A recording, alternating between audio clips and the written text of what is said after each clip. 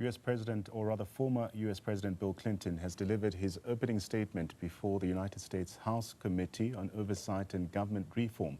In his opening remarks, the former president outlined the nature and timeline of his past interactions, maintaining he had no knowledge of convicted sex offender Jeffrey Epstein's criminal conduct at the time. It also comes after his wife Hillary Clinton testified behind closed doors yesterday. Earlier this month, the House Oversight Committee recommended that the Clintons be held in contempt for allegedly refusing to testify about their relationship with the disgraced financier. Bill Clinton's name appears in a recently released collection of government documents linked to Epstein. His wife has also defended him, saying her husband's contact with Epstein ended several years before any of Epstein's crimes became publicly known. Now, to unpack this story and more, I'm joined live by Newzroom Afrika's correspondent, Simon Marks. Simon, it's been quite a busy week in the U.S., but I also want to concentrate a bit in Congress. I mean, Simon, beyond the political theatre, what was the most consequential policy signal in the State of the Union address this week?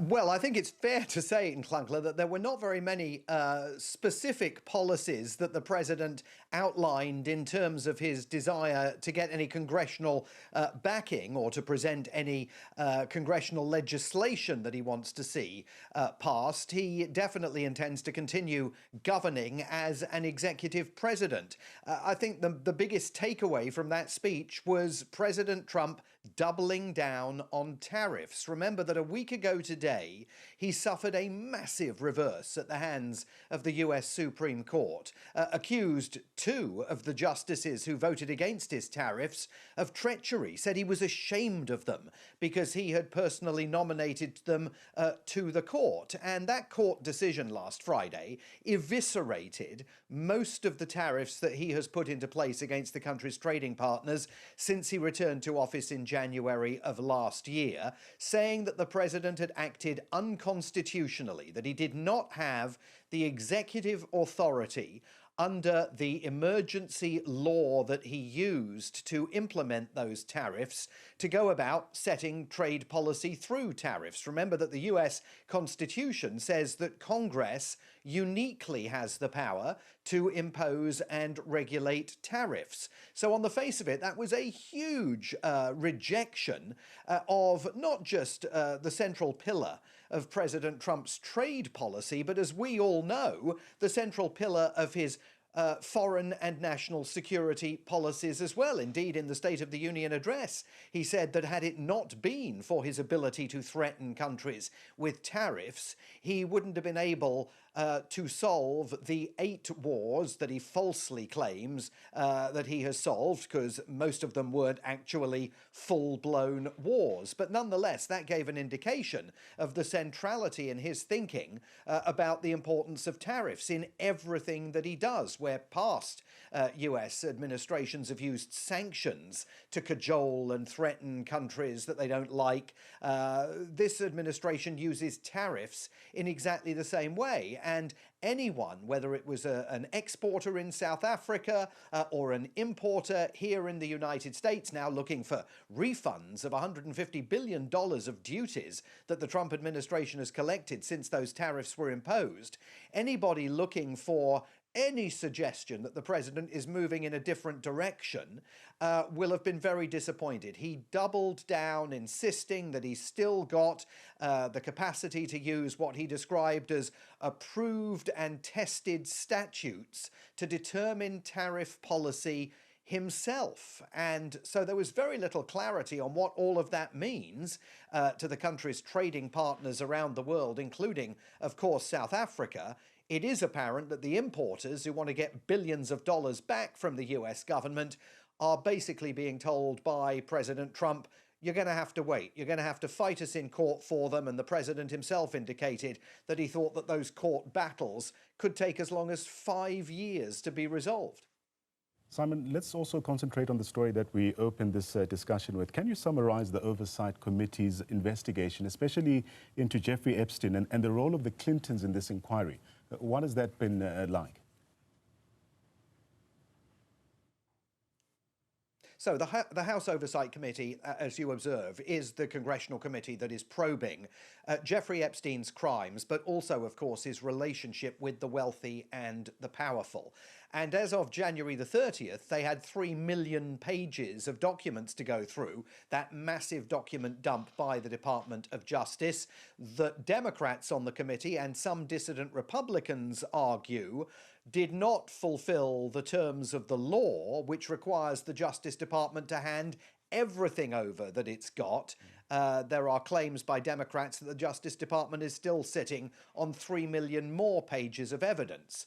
Where the Clintons come into this is that the Republicans, who of course control the committee because they are in the majority on Capitol Hill, are making have made massive efforts over the last few months to drag the Clintons before the committee. Now, Hillary Clinton testified yesterday, and as she's been saying for months, told the committee she has nothing to tell them. She never met Jeffrey Epstein. She recollects no meeting with him, never travelled to his homes, never visited his offices, never went to the island in the Caribbean, none of that stuff. So her message to the committee was, I can't tell you anything about Epstein, but I know a guy who can, and his name is President Donald Trump, and he's the man you should be hauling before your committee. Of course, Republicans don't want to hear that message, and there's not a snowball's chance that while they remain in the majority in the House of Representatives that they will seek to take evidence from Donald Trump about his friendship with the committee. Bill Clinton, still testifying right now up in New York, is in graver jeopardy because he did have a relationship with Epstein. And in fact, one member of the committee has just come out to tell the press during a break that former President Clinton is giving very long, deliberative answers to the questions that he is being asked, and that Democrats on the committee say they have not shied away from asking him difficult questions, because remember, we've seen pictures of Bill Clinton accompanied by women whose identities have been redacted. We have no idea who they are, that do demonstrate, that there was a relationship between Bill Clinton and Jeffrey Epstein. The former president insists nothing criminal, nothing nefarious. He said in his opening statement that if he had known then what he knows now about Epstein, he would have personally turned him over to the Department of Justice.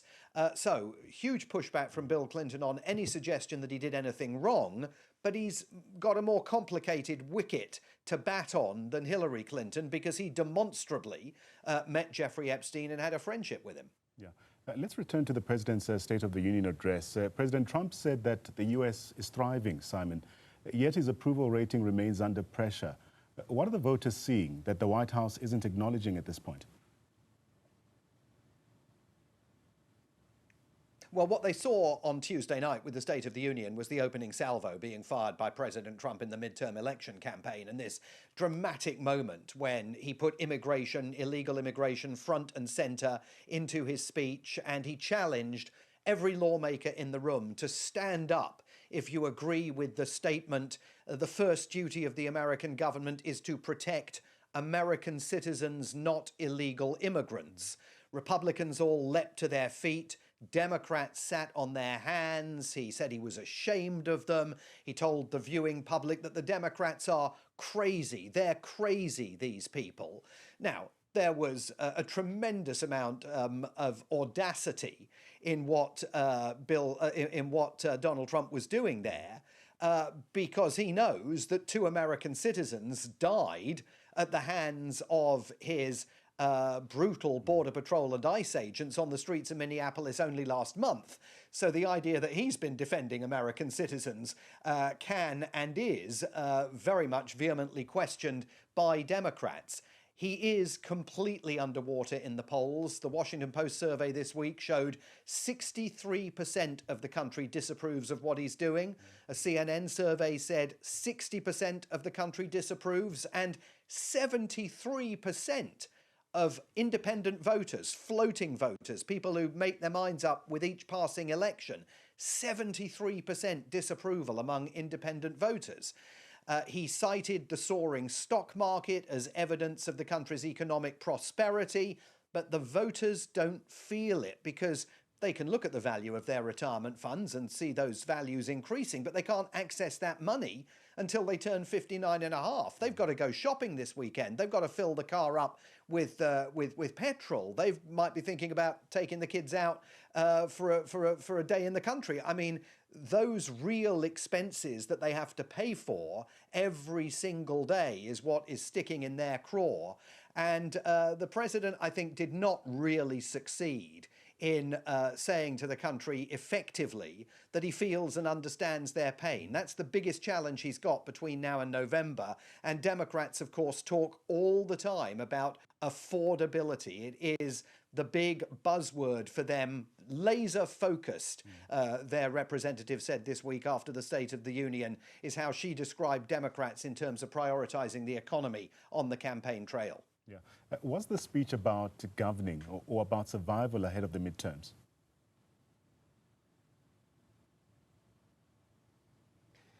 Well, the speech, I think, actually, and was quite surprising in a sense, in that it really challenged the view of those Democrats who have been saying, and other critics, who have been saying, he's slowing down, he's lost his way, he's suffering from ailments that the White House hadn't disclosed, it's all over for him. And I have to say that if you look at the president who showed up for the State of the Union address, even though it was the longest State of the Union speech any president has ever given, it was a very disciplined, carefully crafted performance filled with made-for-TV moments, as, you know, Donald Trump uniquely can get away with.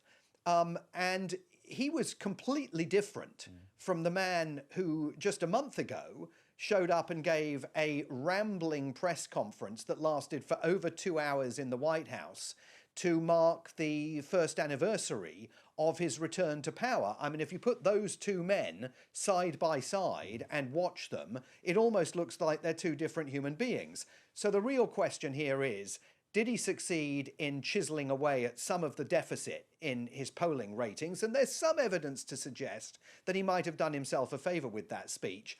But can he repeat it? Can he do it again and again and again on the campaign trail? Which is exactly the same question, because I remember having this conversation back in 2024 that we were having here on Newzroom Afrika about Joe Biden.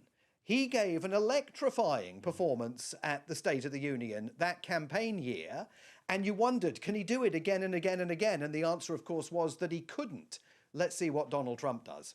Let's see what Donald Trump does. But on Iran, when the president warns about missile capability but speaks of diplomacy in the same breath, is that strategic balance or mixed messaging, Simon?